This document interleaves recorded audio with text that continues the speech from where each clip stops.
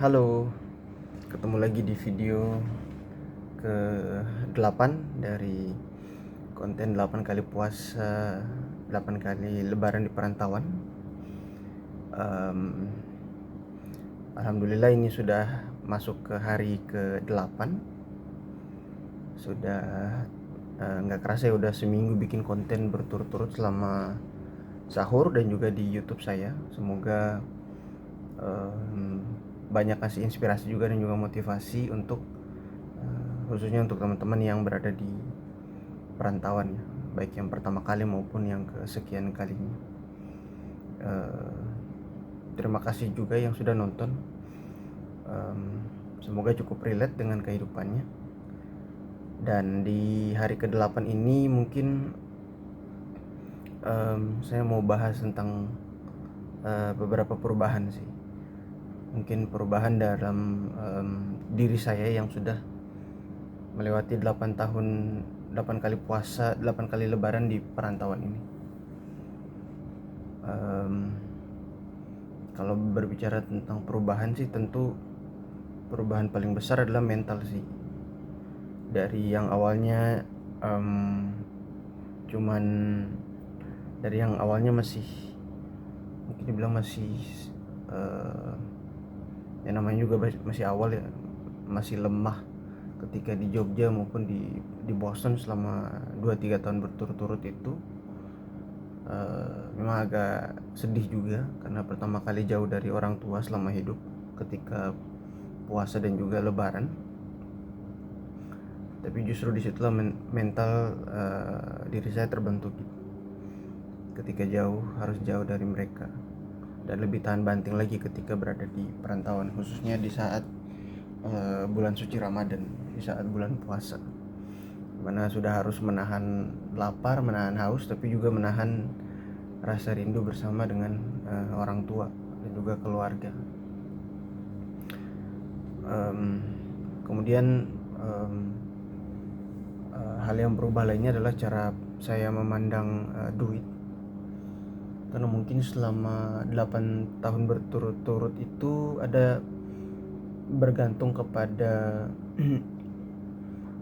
ada yang dari dana beasiswa, kemudian 4 tahun terakhir dari gaji.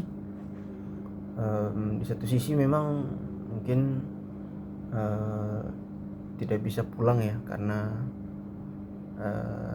libur yang tidak cukup, kemudian mungkin tiket yang terlalu mahal. Tapi sebenarnya kalau dipikir-pikir, dengan tidak pulang mungkin kalau PP Ternate Jakarta aja udah sekali PP tuh bisa berapa tuh, bisa 6-7 juta. Nah, tapi kalau tidak memilih untuk tidak pulang, tidak mudik, itu bisa cukup berhemat sampai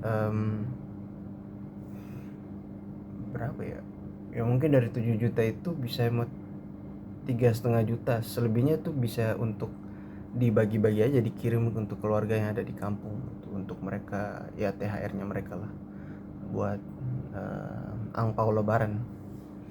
Jadi di satu sisi memang harus ada yang dikorbankan, tapi justru dengan tidak pulang mungkin ada duit yang bisa dihemat untuk dikasih ke keluarga. Jadi mungkin lebih banyak bahagianya ke mereka.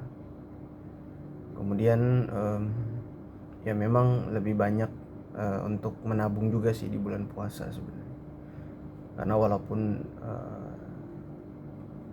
tidak makan ketika siang, tapi yang jadi kendala adalah biasanya saya lebih kemana-mana lebih sering naik Gojek karena malas, capek aja sih. Jadi ongkos itu dialihkan ke ongkos transportasi online gitu. Itu terkait dengan uang, jadi lebih banyak, di satu sisi lebih banyak berhemat untuk tiket pulang, tapi di satu sisi juga lebih banyak spending karena yaitu takut tenaga terkuras habis. Tapi kadang biasanya saya juga kalau memang lokasi proyek atau mungkin tempat dimana saya pengen jalan dekat, bisa aja saya jalan kaki. Tapi di satu sisi itulah saya bisa hemat banyak ketika berpuasa atau lebaran di perantauan. Ditambah lagi dengan nggak usah beli baju baru dan segala macam kan. Jadi cukup ada yang bisa dihemat lah. Kemudian kedua, cara memandang keluarga. Ini memang kadang agak berat juga sih untuk dijelaskan, tapi memang ya di satu sisi kita harus siap ketika harus jauh dari mereka sih. Dan mungkin ini nggak tahu, cara Tuhan melatih untuk jauh dari keluarga gitu. Misalnya udah kawin, udah nikah, terus harus misalnya tinggal dengan istri di tempat yang jauh di negara lain mungkin. Nah ini mungkin cara saya memandang keluarga dilatih dari jauhnya saya merantau selama perantauan gitu.